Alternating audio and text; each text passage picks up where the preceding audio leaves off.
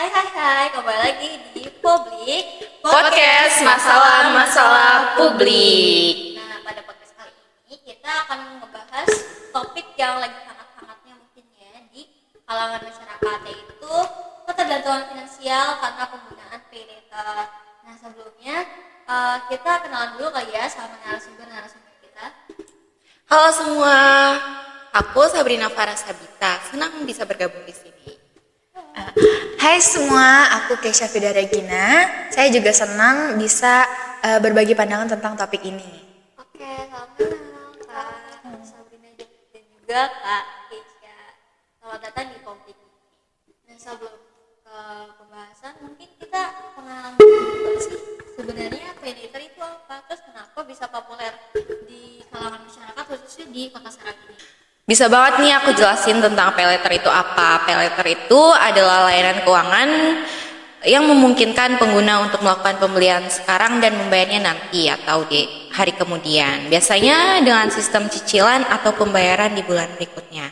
Terus popularitasnya juga semakin meningkat karena kemudahan akses yang ditawarkan, proses persetujuan yang cepat, serta tidak memerlukan jaminan seperti layanan kredit tradisional.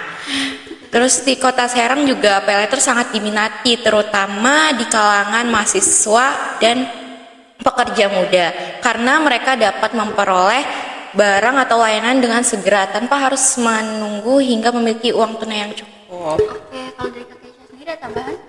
Betul sekali, selain itu banyak platform e-commerce dan marketplace yang gencar menawarkan promo menarik seperti cashback dan cicilan 0% untuk pengguna pay later. Hal ini menggoda konsumen untuk menggunakan layanan pay later. Nah, karena mereka merasa mendapatkan keuntungan tambahan dari layanan ini. Nah, dengan berbagai promo tersebut, pay later tidak hanya menjadi alat pembayaran, tetapi juga menjadi dan dianggap menguntungkan oleh banyak orang. Oke, jadi pay later itu mungkin layanan gitu ya. Tapi bisa dengan membeli barangnya langsung tanpa harus menunggu nih uang dia tuh cukup gitu. Oke. Nah, selanjutnya tuh dari pay later itu ada manfaatnya nggak sih? Salah satu manfaat utama dari pay later adalah fleksibilitas dalam pembayaran. Nah, layanan ini memungkinkan pengguna untuk membeli barang atau jasa yang mereka butuhkan segera tanpa harus menunggu hingga memiliki uang tunai yang cukup. Nah, dengan sistem pembayaran yang dapat diatur dalam beberapa kali cicilan atau dibayar di kemudian hari, pay later memberikan kemudahan bagi mereka yang ingin memenuhi kebutuhan tanpa beban langsung. Hal ini sangat membantu terutama bagi mereka yang memiliki pengeluaran mendesak namun belum memiliki dana yang cukup saat itu juga. Oke, kalau dari Kak Sabrina? Selain fleksibilitas juga pay later sangat bermanfaat dalam situasi darurat. Misalnya jika seseorang menghadapi kebutuhan mendesak seperti perbaikan barang rumah tangga, pembelian obat-obatan, atau keperluan mendadak lainnya. Tapi dana yang mereka punya tuh sangat terbatas. Pay later bisa menjadi solusi nih untuk mereka mengatasi situasi tersebut. Dengan begitu kebutuhan mendesak bisa segera terpenuhi tanpa menunggu penghasilan berikutnya, sehingga memberikan rasa tenang bagi penggunanya. Di sisi lain, adanya berbagai pilihan cicilan juga membantu pengguna mengatur keuangan mereka dengan lebih baik. Oke. Nah, tadi kan udah disebutin ya sama Kak Keisha dan juga Kak Sabrina bahwa ada manfaat yang di pay later ini. Tapi ada nggak sih resiko atau nggak dampak negatif dari penggunaan pay later ini? Jadi salah satu risiko terbesar dari penggunaan pay later adalah ketergantungan finansial yang tidak sehat. Nah, banyak pengguna merasa tergoda untuk membeli barang-barang yang sebenarnya mereka tidak butuhkan hanya karena kemudahan sistem pay later memungkinkan mereka untuk menunda pembayaran. Akibatnya, perilaku konsumtif dapat meningkat dan pengguna mungkin kehilangan kontrol terhadap pengelolaan keuangan mereka. Jika tidak digunakan dengan bijak, pay later dapat membuat seseorang terbiasa hidup di luar kemampuan finansialnya, yang pada akhirnya berdampak buruk pada stabilitas keuangan jangka panjang. Oh, makanya itu ketergantungan finansial ya jatuhnya. Iya. Kalau dari Kak Sabrina? Betul sekali itu yang tadi dikatakan Kak Kesha. Selain itu, ketika tagihan mulai menumpuk, pengguna seringkali kesulitan untuk melunasi semua kewajibannya tepat waktu. Ini bisa memicu akumulasi utang yang semakin besar, terutama jika dikenakan bunga atau denda keterlambatan dalam jangka panjang. Kondisi ini berpotensi merusak skor kredit pengguna yang akan menyulitkan mereka untuk mendapatkan akses ke layanan keuangan lainnya seperti pinjaman atau kartu kredit.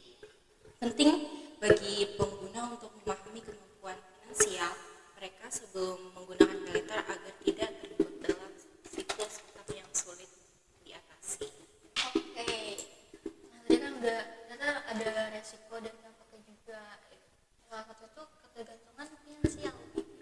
Nah, selanjutnya itu kenapa sih kalian milih topik ini? Apakah karena ada pengalaman pribadi atau dari cerita-cerita lingkungan? Aku ada cerita dari seorang teman yang mengalami kesulitan akibat penggunaan paylater ini nih. Awalnya dia hanya berencana membeli buku untuk keperluan kuliah karena merasa itu adalah kebutuhan mendesak. Namun karena merasa prosesnya begitu mudah, dia mulai menggunakan paylater untuk membeli barang-barang lain yang sebenarnya tidak terlalu penting. Iya, betul banget. Terus contohnya kayak seperti aksesoris atau pakaian yang Dia nggak butuh gitu. iya nggak butuh banget, nggak terlalu penting gitu buat dia. Terus tanpa disadari juga total belanjanya sudah melampaui anggaran bulanan mereka tuh. Terus ketika tagihan mereka datang tuh mereka merasa kaget gitu karena tidak mampu melunasi semuanya sekaligus. Akibatnya dia harus mencari pinjaman lain untuk membayar utangnya yang malah membuat keadaan mereka tuh semakin rumit gitu. Nah, aku juga nih punya cerita yang sama. Jadi teman saya memanfaatkan paylater untuk membeli gadget terbaru yang sebenarnya tidak terlalu dia butuhkan. Nah, pada awalnya dia merasa senang dan puas karena bisa memiliki barang tersebut tanpa harus membayar langsung. Namun beberapa bulan kemudian ketika tagihan mulai berdatangan, dia panik karena tidak memiliki cukup uang untuk melunasinya. Akhirnya dia harus berhemat secara ekstrim dan bahkan menjual beberapa barang pribadinya untuk menutup utang tersebut. Dari pengalaman itu dia menyadari pentingnya bijak dalam menggunakan layanan seperti paylater agar tidak menimbulkan masalah keuangan yang lebih besar di kemudian hari. Oke, ternyata kalian tuh ngambil topik ini karena emang punya pengalaman pribadi dari teman-teman kalian. Iya, benar banget. Yang awalnya cuma karena terdesak, tapi malah ketagihan untuk membeli yang seharusnya tuh nggak harus dibeli gitu kan. Nah, menarik banget nih. Selanjutnya bagaimana sih menurut kalian tuh tentang pentingnya literasi keuangan dalam paylater ini? Karena seharusnya tuh kita tuh bijak ya sih, harusnya tuh kita dapat bijak mengelola dan mengatur keuangan kita. Nah, jadi literasi keuangan memainkan peran yang sangat penting nih, terutama di era modern seperti sekarang. Banyak orang yang belum memahami bagaimana cara mengelola uang dengan bijak, termasuk memahami bunga, biaya tambahan, atau konsekuensi dari keterlambatan pembayaran. Dalam konteks paylater, misalnya pengguna seringkali hanya fokus pada kemudahan di awal tanpa memperhitungkan kemampuan finansial mereka untuk membayar tagihan di kemudian hari. Nah, jika literasi keuangan mereka rendah, risiko terjebak dalam hutang sulit dilunasi akan semakin besar. Oleh karena itu, memahami dasar keuangan seperti perencanaan anggaran, prioritas pengeluaran, dan manajemen uang sangatlah penting. Ya, saya setuju banget dari Kak Kesha ini. Edukasi tentang pengelolaan keuangan sebaiknya dimulai sejak dini, bahkan sejak kita masih sekolah harusnya. Ketika masyarakat memiliki pengetahuan yang lebih baik tentang cara mengatur keuangan mereka, seperti membedakan kebutuhan dan keinginan atau memahami resiko layanan keuangan seperti paylater, mereka akan lebih berhati-hati dalam mengambil keputusan finansial. Dengan literasi keuangan yang baik, masyarakat dapat memanfaatkan layanan seperti paylater secara bijak, mengurangi resiko terjebak utang, dan membangun kebiasaan keuangan yang sehat untuk jangka panjang. Inisiatif seperti program edukasi ini, keuangan dari lembaga pendidikan atau pemerintah bisa menjadi langkah awal yang baik untuk meningkatkan kesadaran dan kemampuan masyarakat dalam mengelola keuangan mereka. Oke, jadi juga tadi ada, kalau bisa ada edukasi dari kecil gitu. Iya, betul. Tentang bijak dalam literasi keuangan. Nah, yang terakhir nih, ada nggak sih solusi atau saran yang bisa kalian rekomendasikan gitu tentang pay later ini? Paling salah satu solusi yang efektif itu dengan membuat dan menerapkan anggaran bulanan sih. Dengan anggaran yang terencana, pengguna dapat memahami berapa banyak uang yang mereka miliki, terus berapa yang dapat dialokasikan untuk kebutuhan sehari-hari, dan berapa yang dapat digunakan untuk layanan seperti pay later. Dengan cara ini, pengguna bisa lebih bijak dalam menggunakan pay later, hanya memanfaatkannya jika benar sesuai dengan anggaran yang telah ditetapkan.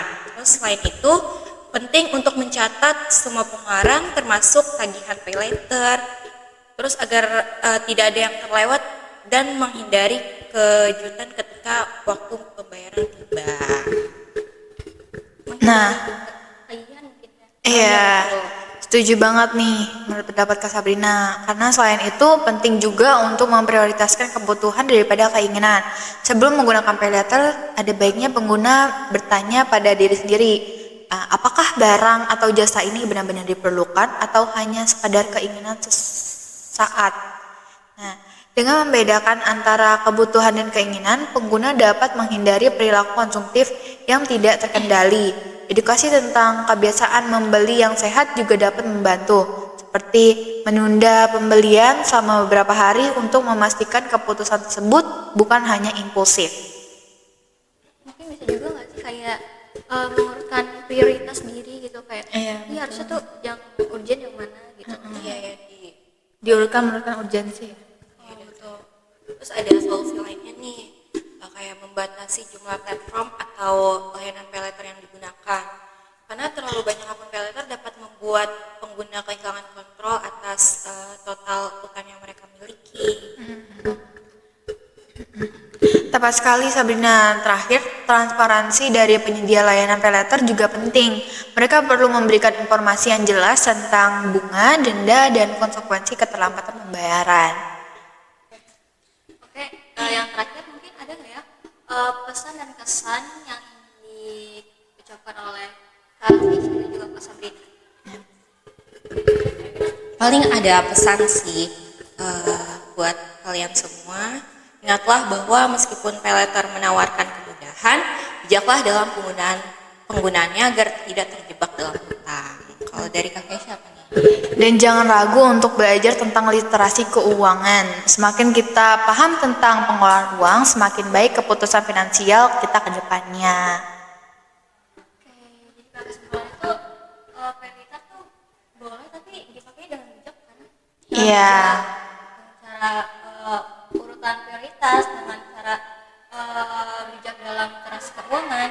Iya. Pokoknya bisa mengatur semua tata keuangannya agar dia nggak keteter gitu Untuk tagihan. Iya. Oke.